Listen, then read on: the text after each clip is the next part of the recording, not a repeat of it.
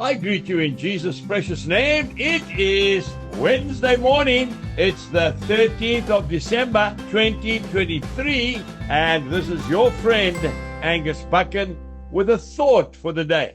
We start off in the book of Leviticus in the Old Testament, chapter 19 and verse 18. But you shall love your neighbor as yourself. I am the Lord. It's not an option.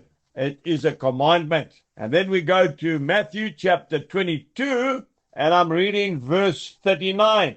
And the second is like it. You shall love your neighbor as yourself. I want to say to you from personal experience that good neighbors are more precious than gold. And we only really appreciate them when we are absolutely desperate and we have nothing to repay them with when they do us a good turn.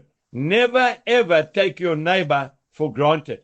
When we arrived on this farm, Shalom, many, many years ago, over 40 years ago, we bought a piece of overgrown bush and we needed help badly. There was no water on the farm, no telephone, no lights. We didn't even have a house. We hired a small caravan. A neighbor, a good neighbor, Brenda, that lady came over and taught us how to build a mud house, which we then built in 3 weeks.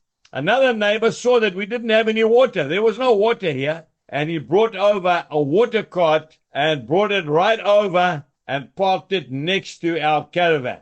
We were taught how to speak Zulu by neighbors and how to understand the local culture for those men and women that were working for us. We experienced the love of Jesus before we ever went to church. We didn't know the Lord when we arrived on this farm.